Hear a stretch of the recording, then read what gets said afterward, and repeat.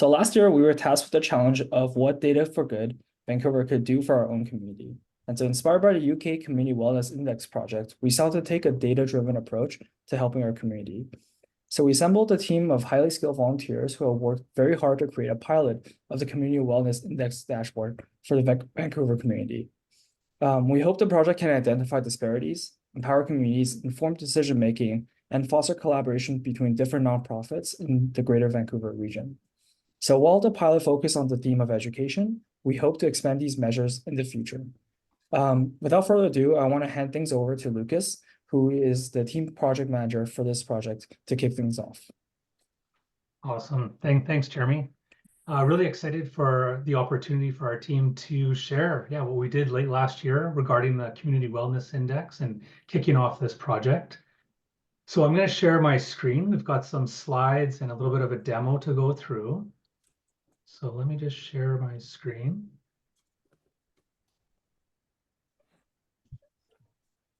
Awesome. So if everyone can see my screen, I'll jump right in. We're going to start with some introductions just so you can get to know a little bit about the team, who we are, and give a little background on what our motivation was for this project and really why we think it's such an exciting opportunity, a really cool project that even people on the call could get involved with moving forward. We'll talk about the KPIs and the metrics that we developed to kind of quantify or qualify the community wellness and what went into those KPIs so you can have a little bit of understanding there. And then we'll talk about our next steps and the roadmap for the future and how you might want to get involved with this project. Okay, so starting with introductions, our team was composed of 5 people, and we all came from different skill sets, and we came together to kind of tackle the different problems. So I'm going to ask each person to introduce themselves. I'll start. I was the team lead with the project, so my role was really to bring people together, to facilitate meetings, to make sure they were able to deliver on the requests from the Data for Good leadership team. So it was a really exciting opportunity. I really enjoyed it, just getting everyone together and really moving this project forward. Maybe next I'll ask Warren to introduce himself. Thanks, Lucas. My name is Warren, and I'm currently a data analyst at Stem Cell Technologies. I contributed with Emily and Vivian on the formation of our education index metric, as well as developing the visualization on Tableau. I'll hand it off to Vivian. I'm Vivian. I started off as a programmer and then switched into data analysis. Recently moved to Japan. For this project, I worked on building the Python notebooks for calculating the metrics, and pass it on to Emily. Hello, my name is Emily. I'm currently a senior business analyst for the Provincial Health Services Authority. But for this project, I was really tasked with a lot of the metric development and a lot of researching those metrics to try to contextualize the data. Awesome. Thank you, Emily. And thanks, everyone. And Aline was also another member of our team. She's not here today, but she was our geospatial analyst, and she was really responsible for analyzing geographic data and helping us to leverage tools to look at the map data itself. Diving into the project itself, we really wanted to develop or understand, what goes into making a community healthy and happy. And so the way I like to think about it is, imagine that you are going to be moving to a new community, or maybe you're going to rent a place or buy a house in a new community. What are some of the things that would be important to you? What are some of the factors that you would consider, or what are the data points that you might be looking and thinking, hey, before I make this big commitment, kind of want to know a little bit about this community. So I'll just give it a minute for people to think about that. What are some of the factors that you would consider when you move to a new community? And these are the things that our team actually struggled with at the start. What are the different components that go into a community? What are the different factors that would come into play? And so these are just the 3 big ones that kind of came to us, and there are many others, but education, health, housing. So you can imagine asking yourself questions around, what kind of education facilities are available? Are there universities nearby? Are there elementary schools for my children? Maybe you have a health condition, or you're concerned about how close the hospitals are, or even, I think most of us, top of mind is affordability and housing. So these are the three kind of big components that came to our team's mind. Of course, there's many more. There's a little bit of feedback. Maybe we can. Oh, sorry, I'm just getting a little bit of feedback there. So continuing on here, and so there's many more aspects, of course, that could go into, a community and what makes a community healthy and happy. Could be culture, work, parks, etc. So for us, it was a little bit overwhelming at the start. It's like, how do you qualify a community when there's so many different factors? But thankfully for us, the Data for Good leadership team introduced us to a co-op in the United Kingdom that's actually already created this community well-being index. So they've already tackled it, and they developed this index based on 9 different dimensions or factors cut across people, place, and relationships. So there's all these different factors that this United Kingdom UK co-op was able to pull together. It's everything from transport, housing, equality, economy, education, culture, etc. So all these 9 factors kind of roll up into community wellness scores. And ultimately, what this co-op is doing and what the communities are doing with this score is transforming it. So one example is they're taking the scores, they're looking at it and making changes. So the first example is there was a particular community in the UK that identified low housing score. And they presented this, they used that data to actually apply for funding from the government for food banks in that community. And they were successful in doing that. So you can imagine how much more powerful it is when you go to government funding with some actual data behind you. So this wellness index really facilitated that. And another example is how they were able to build community gardens in another region that had low relationship and low trust scores. And so what they did is they actually published the data in the community newsletter, and it got people talking, got them excited about the opportunity, got them thinking about, hey, what can we do to change our community? And so what they ended up doing was securing a lease for a community garden. They're coming together, they're building those relationships, they're building those trusts, they're transforming their communities. So that's really where we see the excitement and the power of leveraging data to change our communities. And so, of course, that brings us to British Columbia, right? To BC. We want to bring this home. We want to take that work that's already been done in the UK and create it here for us so that we can benefit in BC.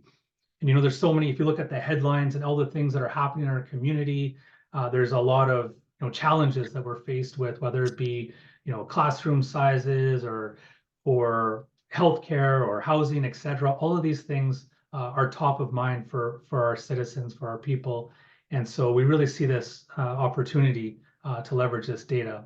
So our team came up with a mission statement that was, we want to support happier and healthy living spaces by building a scalable data system, leveraging public data sources that really informs people on the well-being of the BC communities. So that was kind of our mission statement, came together, and we started to build a tool late last year, which was essentially a dashboard, a Tableau dashboard that we created. And Warren's actually going to give us a demo later on. But for now, you can just kind of imagine we've got this dashboard. It's publicly available. It's interactive. It allows people to, community members to go in and start to learn a little bit about their community. As a part of this project, we had to build it up really from the scratch. So, we had our Tableau dashboard, but we needed something to feed that dashboard. And we leveraged Google Sheets and GIS shape files. And we didn't have access to database because we were actually looking for a public, free, open source, trying to get this out the door as quickly as possible. So we leveraged free tools that were available to us. We had Google Storage, as well as we leveraged Google Colab notebooks, Python, to really run scripts to generate our calculations and populate our database or our Google Sheets that power the dashboard. So there's really a big opportunity here for people that are interested in participating in the project, maybe get involved with different aspects, because it's great to build an end-to-end solution. It's a great experience. On top of that, there's a lot of work that went into actually building the scores themselves, the wellness index. So here's just a kind of a diagram illustrating, okay, at the top level, we want to have a wellness index that represents the health of a particular community. And that index is going to be composed of some subcomponents. And so what we've got listed here is education, health, housing. Of course, it could be other aspects as well, as in the UK example. For us and the project, and what we're going to be talking about today, is we really focused on the education index as our first kind of low-hanging fruit to tackle. So we looked at distance and quality, and looked at how we could qualify the education in a particular community. Okay, so that's really what we're going to be focused on next, and I'm going to hand it over to Emily, who's going to take us through the KPIs around education and content. Great, thank you, Lucas. Yeah, so as Lucas just said, we focused on education to stand up this dashboard.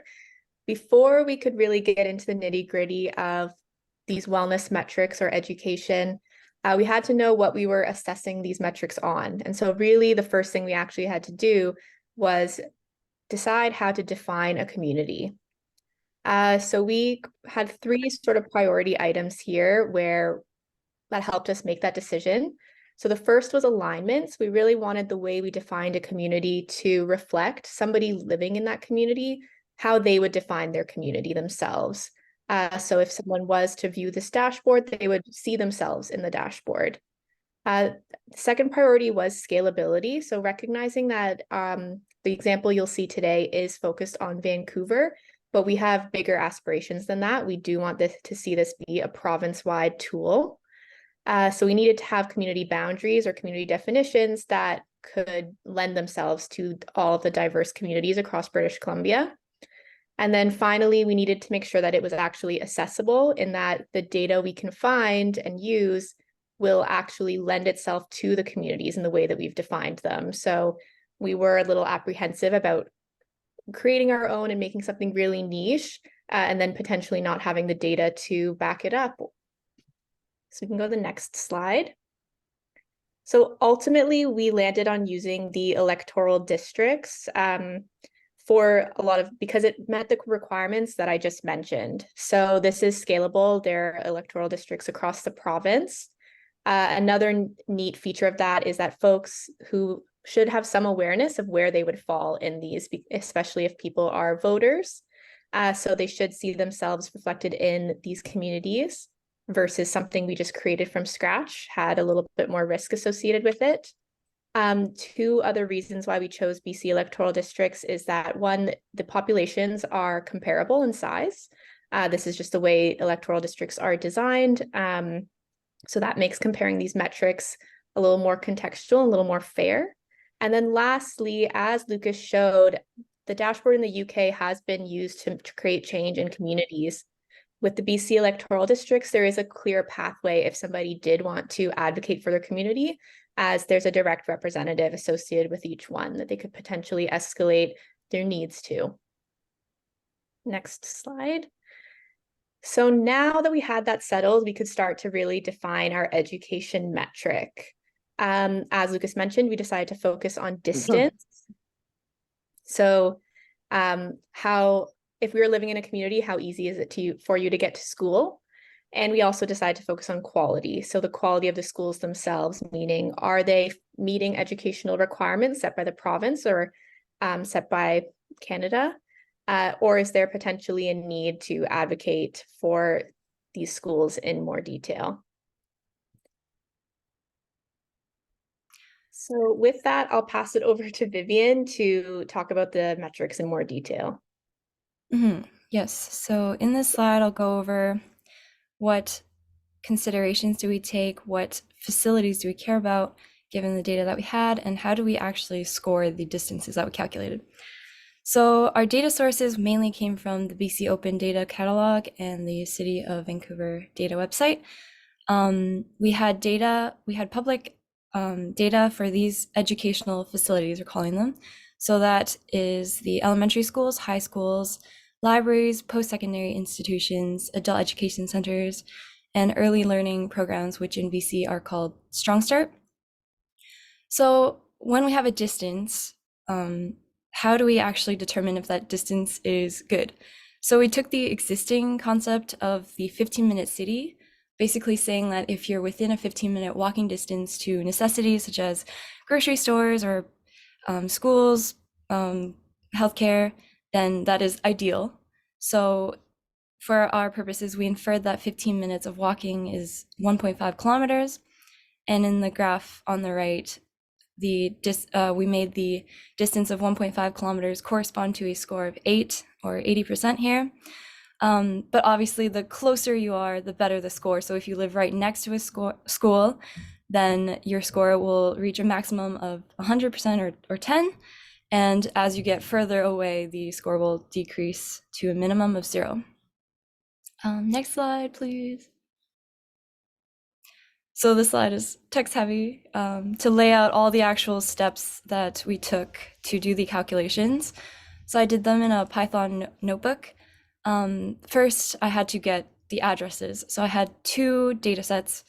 For Vancouver, I actually had access to actual residential addresses where people actually live with the lat long points. And then I had the addresses of the educational facilities that we care about, for example, like libraries and schools. And then I labeled each address by the electoral area that it belongs in, so grouping by community. And then I used the Haversine distance function to calculate the point-to-point distances from each residence to each nearest building for each type of educational facility. So just keep in mind that this is point-to-point, not considering the actual commute routes, but that can be a future task. So next, I grouped by electoral area, and I calculated the median distances. So for example, for the Vancouver-Langara electoral district, the calculated median distance to the nearest elementary school is 1.55 kilometers. So I calculated all these distances, and then I assigned the distance scores for each distance using the method that I described earlier, using the 15-minute concept. And then for each electoral district, I then calculated the overall score by taking an average of all the distance scores for each facility type for each electoral district. Next slide is showing the results of the calculation. So all of the electoral areas on the bottom there, and all of the overall distance scores for each area. And I didn't find huge disparity. The lowest scores were around 6.5, the highest one being around 9. I generally found that each electoral area had reasonable access to all of the 5 educational facility types, which is great. And then passing it back to Emily to talk about education quality. Thank you. Yes, so with education quality, we actually further divide this into 2 subcomponents. So the first is school rankings. And so this is really looking at that question of, are schools in the area meeting BC educational requirements? And this is based off of mandated test scoring. It's also, this choice was inspired by the UK dashboard that Jeremy and Lucas mentioned, as they had a similar tool or resource at their disposal. And then we also chose to include school capacity. And this is really looking at how full the schools are in the community. And this was both to give our dashboard something unique that wasn't just a mirror of the UK version. But if you go to the next slide, oh, sorry. It's a slide after, but essentially there's community interest in school capacity as well. So I'll speak to that in one moment. But first, the school rankings. This was actually a quicker metric to do because thankfully we do have a resource at our disposal. So the Fraser Institute is an organization that assesses schools across not only British Columbia, but schools in Ontario, Alberta, and Quebec as well. They look at the mandated test scores across each school and give it a ranking based on how well the school did, how many students passed, etc. The score is compiled independently. This organization is a nonprofit organization, so it's not sponsored by any other school or government. So we were able to just web scrape the scores directly from the Fraser Institute website. I believe it's schoolrankings.ca. From there, we just did a really quick unit imputation to assign the average score to schools that were missing from the data. So with that, the Fraser Institute does define their average as a score of 6 out of 10. So we just used that. And then we computed a final average score for each community, which was just an average. Next slide. Yes, so as I already mentioned, we decided to include school capacity because this is something local to our area where we are seeing growing concern. So we defined capacity as the number of students enrolled in a school compared to the number of students the school was safely built to hold. Or you can think of like the fire codes in schools and how that regulates the number of students that should be there. So you can see here a news clipping, which was around overcrowding in a Surrey elementary school. Next slide. So with overcrowding, we did have to do a little bit more research, and we were able to find literature to support the definition of overcrowding as a phenomena that occurs when capacity meets or exceeds 25% above the set capacity.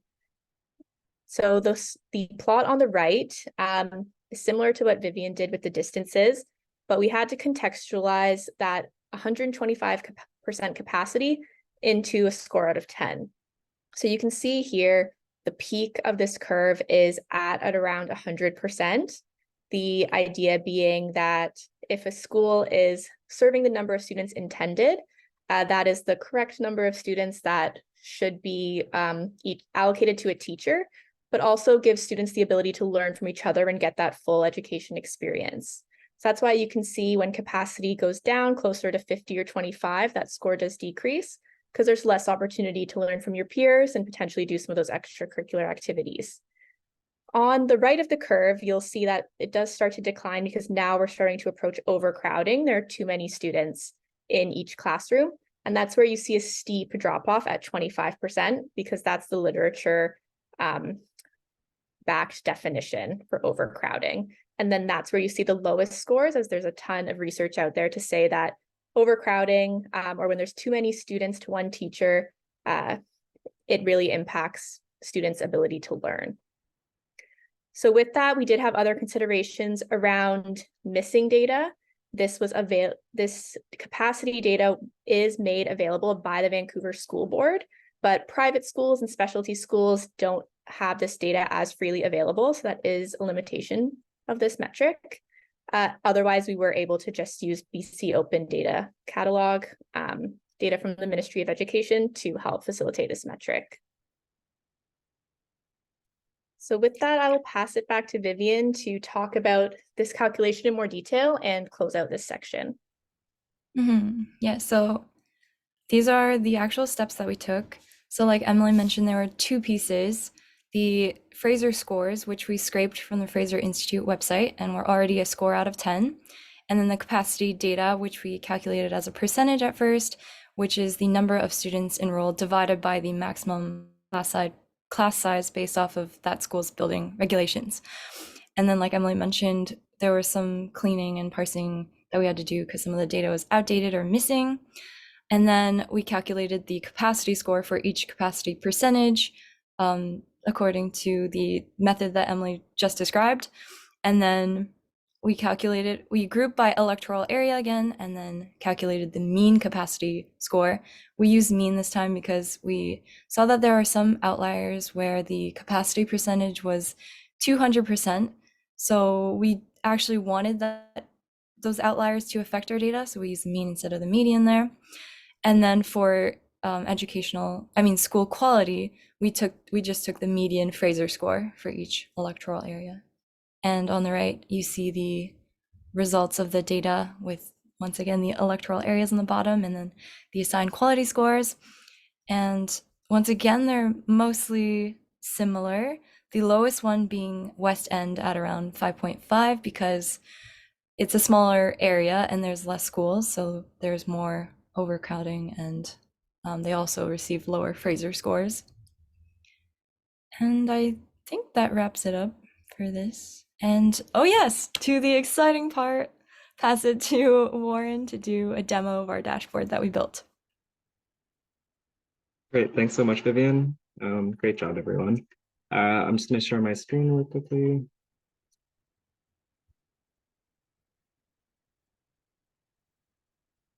Here we go. Okay, so hopefully this is loaded properly. So we have now uploaded all of our data into a Tableau Public dashboard. So this is available with like a link to view, meaning that it's currently unlisted on our Data for Good account, but when we do decide to go public, we can start sharing that link. Right, we have a citywide representation of all the facilities that we plotted, as well as our overall average scores. So in general, Vancouver does pretty well, 7.63, you know, that's kind of like a B average as far as university grades go. I'd be pretty satisfied with that. But just stepping through the different facility types we have plotted, we have our adult education facilities. So these are facilities that support education, but are not tied to a post-secondary degree. Grade schools, which represent our elementary and high schools, public libraries, our post-secondary institutions, and our Strong Start BC centers, which provide supplemental education to toddlers and young children. So you can see here, we have our households listed, as well as the average school capacity scores, our testing scores, and distance scores. What we can see here is as we click through different data, we can see libraries are pretty well distributed across the city. We also have a lot of schools densely packed, which indicates that a lot of the distance scores should be pretty good. It's pretty walkable to get to each school from each neighborhood. When we drill down into specific electoral districts, we can really hone in and see what the scores are. So here, Little Mountain, an 8 out of 10 score for school capacity, 7.4 for the Fraser Institute school testing, as well as an 8.4 for distance. In addition to that, we can see the median closest distance to each of our 5 facilities that we've identified from the BC Ministry of Education. So you may not see within this electoral district adult education facilities or post-secondary. And so this reflects in the median distance from each household in here. You can see it's a little bit higher at 1.5 kilometers or 1.39 kilometers. Yeah, I think other than that, this can be a useful tool to see how things are distributed across the city, but also if you have a particular electoral district you're interested in, you can see how well the school testing scores might be in case you decide to move here, or just have a general interest in improving the school quality or the walkability of the neighborhood. And I think that covers the demo. I would say that this is a pretty like bare bones visualization, and there's a lot to improve in terms of functionality and interactivity.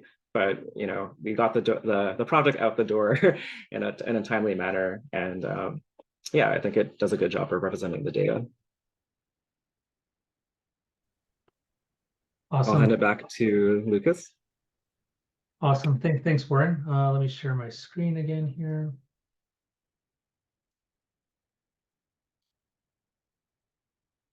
Okay, so just moving on to our final couple slides here. It's talking about the future and our roadmap and all the opportunity that we see ahead of us. So ultimately, you know, we want this tool to be shared with nonprofits in the community and community members themselves to really affect change. So here, what we're presenting is kind of a timeline getting to that point. So we ended last year with our MVP deployed that Warren just shared with you, our dashboard with a single education index. We created initial methodology and framework, and we have a bunch of documentation on this, so that it's going to really facilitate the next 2 phases of the project, where this year, for the first half of the year, we really see the opportunity for maybe some people on the call to get involved and add a second index. So maybe we were thinking the health index might be the next one, because we've already collected some data around that.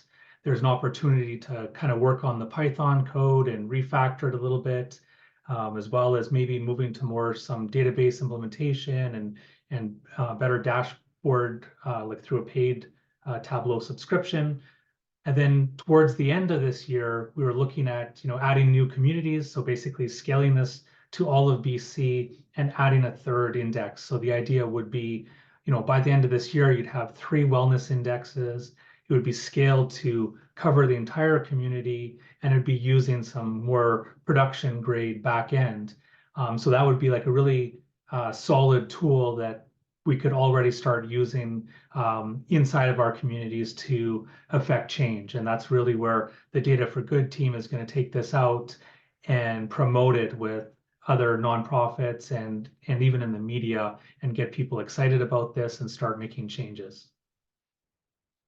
So our immediate next steps that the team discussed were things like fine-tuning education metrics by weighting different facilities. We wanted to reach out to subject matter experts. We found, we were working on it, doing as much as we could with Google searches, but wouldn't it be great if there were people out there maybe on the call that are really education, health experts, or whatever you might have an area of specialty. And maybe that's where, you can really contribute to this team as well, as bringing your contextual knowledge to the table. We took a lot of, I would say, ways to get things out the door quickly. We wanted to get things working at an 80% level. Well, we can take that to a 95% level. One example is for calculating distances. We just use point to point, as a bird would fly, instead of maybe the transportation or commuting route distance. So, those are kind of upgrades that people could, if you're really passionate or interested about GIS and calculating commuting routes and things like that, it could be an opportunity to get involved as well. We also thought it would be great if you could drill down and get even more granular with the different communities. Maybe you want to select a particular area that's even smaller and get some metrics around that. So wouldn't that be kind of cool to add that to the dashboard interactivity? And then, yeah, the last 2 points are really just around new indexes and incorporating that area, that information into the product itself. So those are kind of what we see as the next steps, and we're really excited about the future of this project. And I hope that everyone on the call today had an opportunity to kind of get an idea of what this project is about, kind of where we are in this project, and maybe you've got some thoughts about where we could take this in the future and you want to get involved. And so for that, what I'm going to do is I'm going to hand it back to Jeremy to kind of close off the presentation. Great. Thanks so much, Lucas. And great job, team. So thank you to everyone for attending our project update. We wanted to actually give priority signups to our volunteers who actually attended our event today. And so if you're interested in volunteering, please take some time out to fill out the survey for our next phase. If you've done volunteer for us before, this form might seem a little bit familiar. So with the lessons that we learned from this pilot, we'll be tackling the next themes, as Lucas and the team has mentioned, of housing and health for our next iteration. So regardless of your experience level, we'll be recruiting people from diverse backgrounds with different roles, ranging from project leads, topic specialists, analysts, and software developers. Yeah, in the meantime, if there are any questions for Lucas or I, we'd be happy to, I guess, for the team to answer or tackle.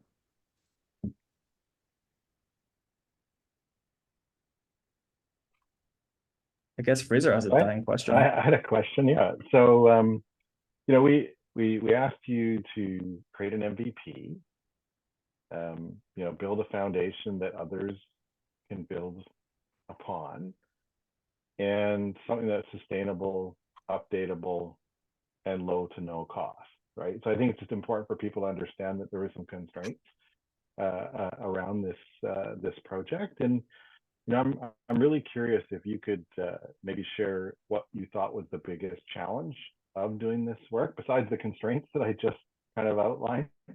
What would you say was the next biggest challenge for this work? Thanks.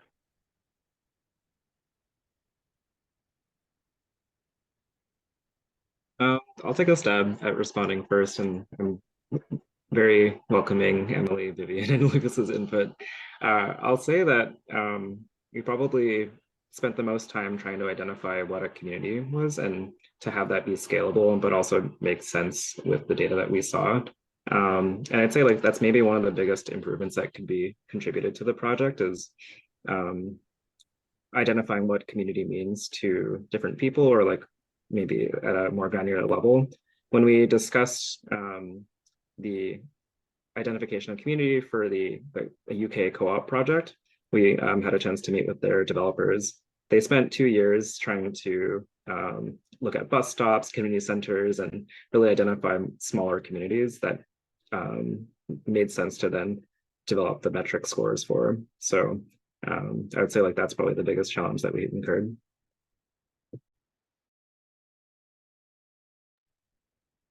Yeah, thank you for that, Warren. I'll definitely just echo that. Yeah, we didn't feel we had enough time to really create our own community boundary definition. And I think just with that, the only other, I think, challenge for me was we didn't necessarily have enough time to like validate our metrics either. So whether that would be like just a consultation with a subject matter expert, and did we interpret this data correctly, and did our interpretation of how this data works make sense? But then also just that kind of sensitivity testing of like, does it really make sense community to community? Is it working correctly? This was, as Fraser said, like really just a stand up and trying to get the framework and the process identified. But I don't know if you could like base research on our metrics in their current state. I'll add a few things too. So for Vancouver, our data sources are not super well updated, whereas the UK apparently have great data where it's regularly updated and all very consistent and reliable. So for us, we had to there's like a lot of cleaning to do, and sometimes we're missing some data, as we mentioned. And then the other thing was because we're volunteers, so it's more difficult to work async while meeting weekly. At the end, it really helped us to do this kind of day-a-thon where we all got together for the full day and then we just banged out the rest of the work. Yeah, that's it.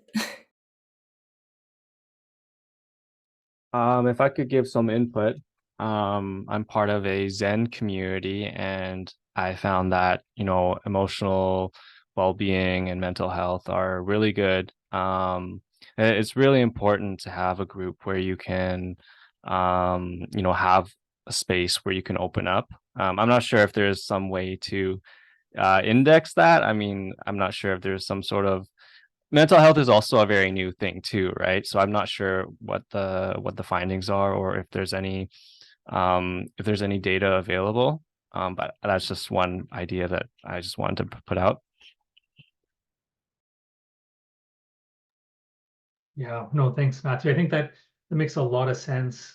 There's so many aspects to what goes into a community. I can just imagine open space. Yes, I think someone mentioned green space index on the chat. I think there's a huge opportunity there to really an interesting area to research and get involved and try to figure out like, okay, what are the, you know, how do we measure, or how do we assign a number to you know, how good or how challenged a particular area is in terms of, you know, access to, you know, these things that make us at ease, or, you know, help with our mental well-being. Sure, thanks.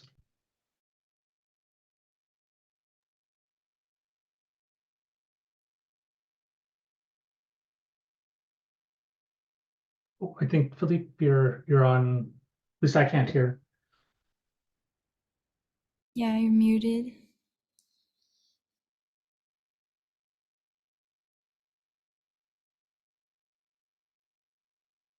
No, sorry, still can't hear you. You want to type your question into the chat?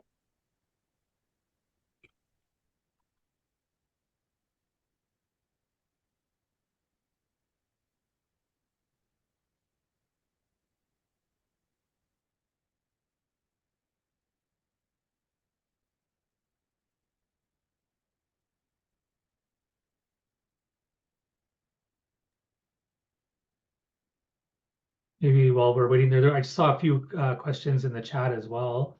There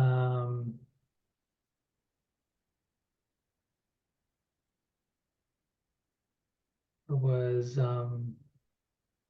yeah, I think the slides we can share for sure with everybody, no problem. And just when, oh, the question from Felipe was, I was just wondering, since you guys plan to involve housing in the next phase, if you'll be looking at homelessness. Maybe I can. Emily, Go please. ahead. I guess you can speak to housing more specifically, Warren, but I think it's also to Matthew's point earlier, just about like, how do you define wellness in the first place and like what should be going into this dashboard? And I think what is so exciting about this project is that like we'll get to decide, or you, if you volunteer, will get to decide. Like right now it's been very guided by the team and by what our research supports and what our experiences have been. And as this project rolls out to a bigger group of volunteers, that's just going to open the door for more and more unique perspectives and experience to have a say and to help guide that. So yeah, if the group who ends up creating that housing metric wants to include homelessness there, like there's nothing to say that they can't. Of course, if they have the data to support it, will be the biggest limitation likely. But that is the same for, yeah, mental health, etc.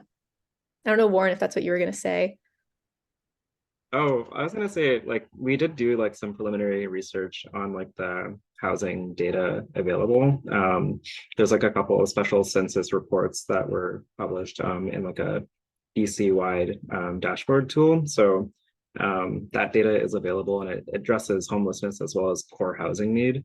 I think a big challenge that we had in terms of incorporating that type of data, or like what will be going down the line, is like thinking about how the dashboard would visualize, and would it make sense to align all the data to like our community districts or our community boundaries.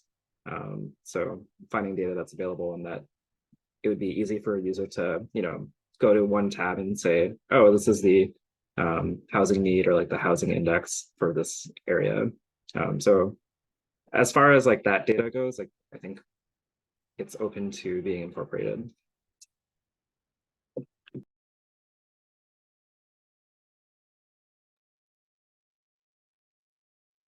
Hello. Hi.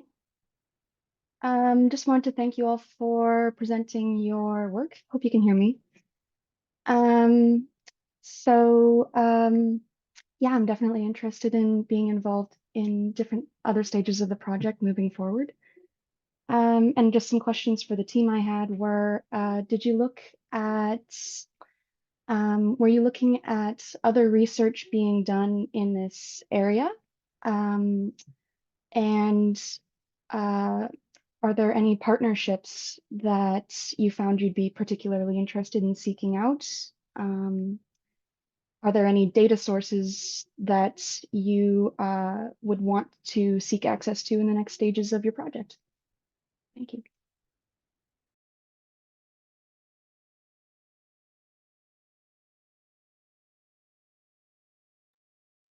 I can kick us off and start.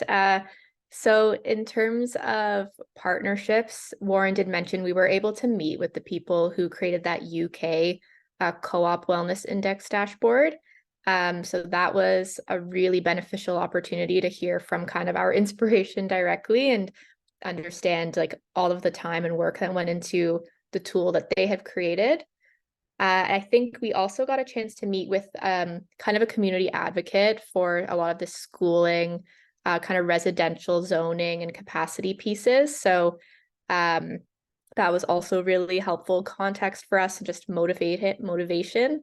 I think in terms of your question around data sources, that is a tricky one. Like, to be honest, this was one of my first times using like the BC Ministry Open Data Catalog in this way. And I have mixed feelings about it. Like, I think there was actually more data there to support things than I initially thought, especially to see that come from like our government. But that's not to say that there weren't things we wished were better, or that the format of the data set, like sometimes it was just really tricky. And do we want to spend all of our time transforming this data, or do we want to try to find something more readily available?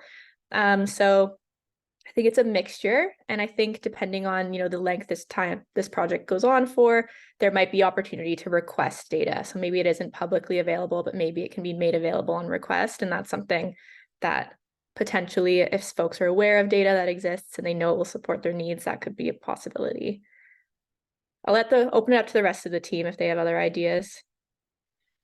Yeah, thanks, Emily. I guess I could touch on the partnership thing. I thought it was interesting when we did talk with the co-op group in the UK, they did allude to the fact that they did have partnerships with industry, but in some ways I felt like it was kind of, a double-edged sword. They had access to resources, but also they had to keep in mind that they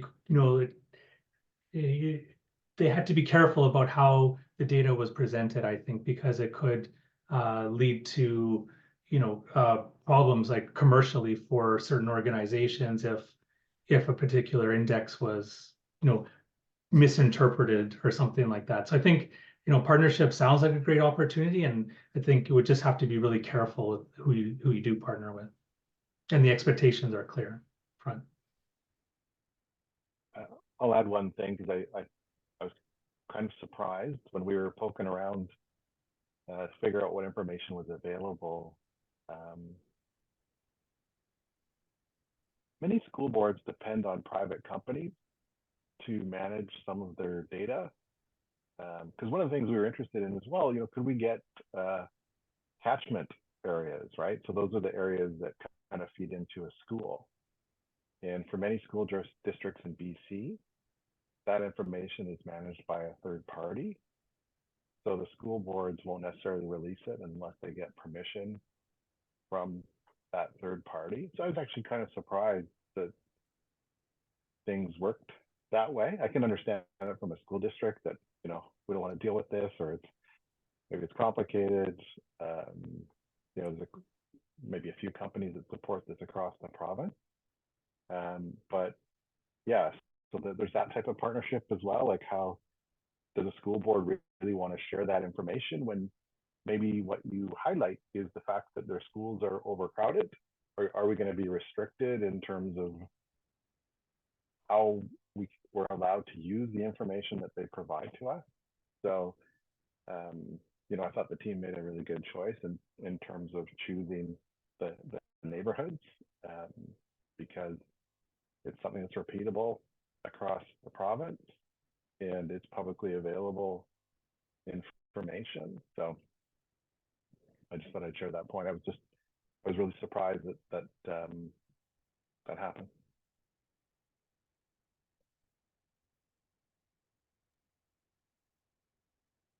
Sorry, I'm just curious as to what type of technologies you use. I know you guys were talking about using Jupyter notebooks, but for the backend, are you using like Spark, or for like ETLs, are you using Airflow? I'm just asking because I was studying data engineering, so that's my main thing, but I can do some like data analysis as a soft skill. Yeah, so we don't have that many data sets, or that it was a very small amount of data, so it was sufficient to just load in the Excel sheets that we had and then parse them a bit, work with them, and then input intermediate files, which we just stored in our Google Drive, and then manipulated those further into the final data, which we are also storing in the Google Drive. And then basically the dashboard reads from those files directly. So no, we didn't have to implement anything more complicated. Okay.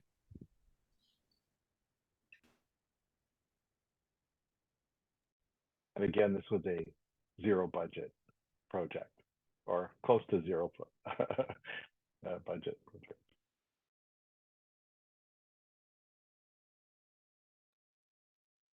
Yeah, I'm just like taking a look at the Google Drive, and the largest file I see is like 69 megabytes. And in total, it's probably just like under a gigabyte of data. How important will it be in the future to have it automatically update with fresh data?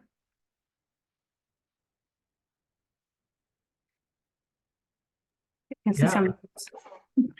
I think definitely that's something that would be an amazing feature to have.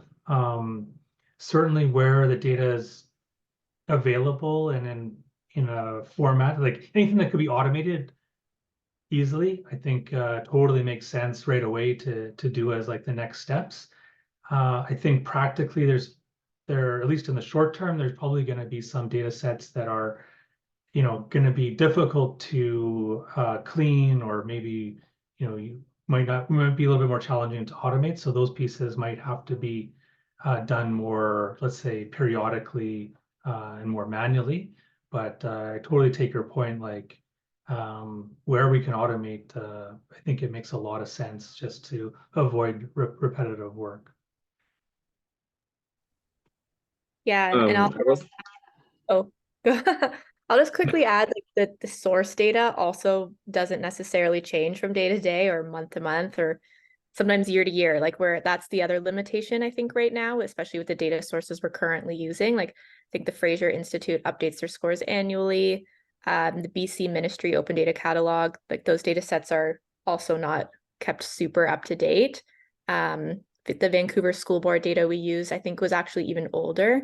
I think it was from 2021 or 2022. So that's just the other limitation around, like, functionally that everything could be automated and the dashboard could refresh, but like, is there actually, it's not a live data feed coming in. At the moment, there is not. Yeah, the only thing I was going to add is like, it kind of on our radar, for example, like electoral districts are going to be changing. And so that's something that should be updated. But again, like those aren't going to be changing for many years beyond that. We do have like the modularity built into the code for everything to flow in, so that the dashboard should update accurately once like the base data sets are updated though.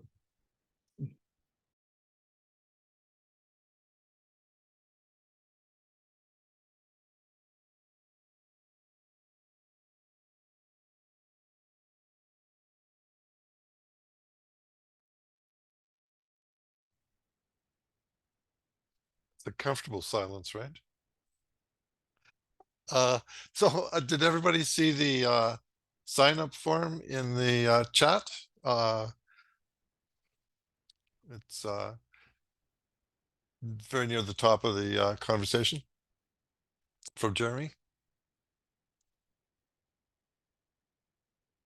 And I think the second round and third round of volunteers will be paid at a much, at least as well as the first round of volunteers. That means the odd coffee. But good karma to burn. Whew. I do have one question, and I apologize if this has Hey. been addressed earlier on, but in general, do you see the work you're doing as being more for informational purposes or for advocacy, or how would you want the overall work kind of categorized or viewed?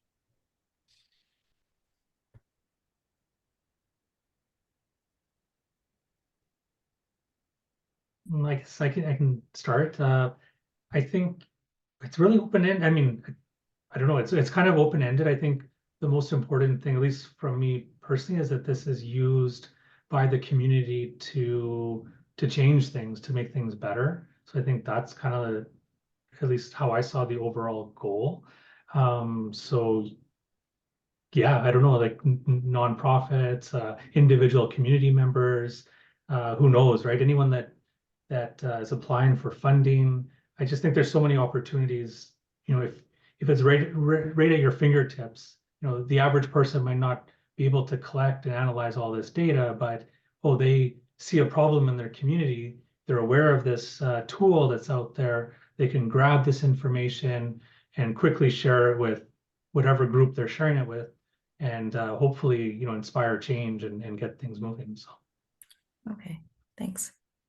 Yeah, I was gonna add that I feel like a big mission for this is that, you know, there isn't a tool currently for Canada or like in BC that collects all this data and aggregates it. I feel like that's the main value add, is being able to aggregate into one place.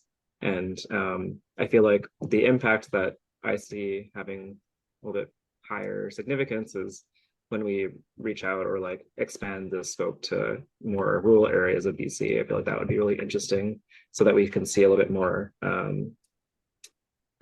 distribution or variability in our metric scores. Thank you.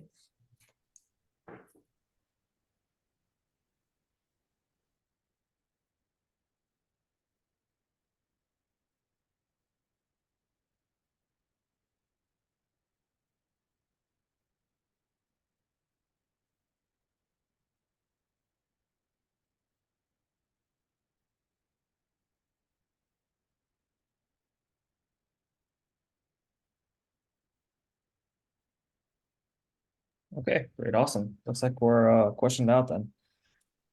So a little bit of update, I guess, for anyone who's not in as part of our Slack channel. We do have a Slack channel that we will be updating with any sort of new opportunities. The next one, which is just going to be on the horizon, is one of our colleagues, Jimmy, will be giving a talk on large language models. He's currently working as a data scientist for WestJet, so it'll be an interesting talk. A lot of new and exciting avenues of exploration in that field, and hope to see you guys then. And so keep in touch. If there are any questions about the next iteration, feel free to also reach out to me via Slack. And yeah, thank you everyone for attending.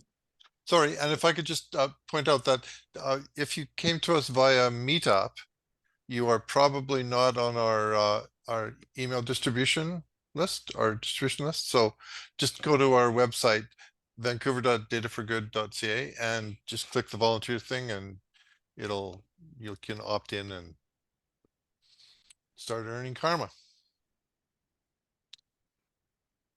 Yeah, thanks again to the team for working on the project and Fantastic. together tonight's presentation. It was great. Thank you. Thank you. Thanks, everyone. Thank you. Thanks, everyone.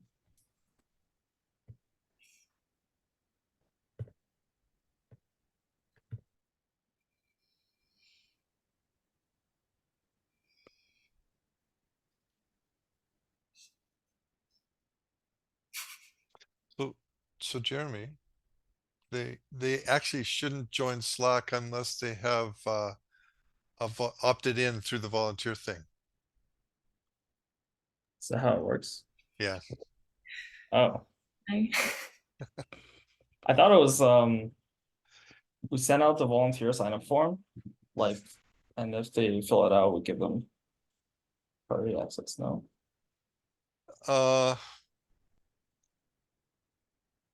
Yeah, but the other challenge is that you have you have people that are on the Slack that are not on the email distribution, and right, and like Max said the other day, most people turn off their Slack after a while, and the best place to connect with them is through email. Anyway, I'll unmute myself. Yeah. I'll send out everyone. Anyways. Thanks, Cheers. Gordon, and thanks everyone else who came.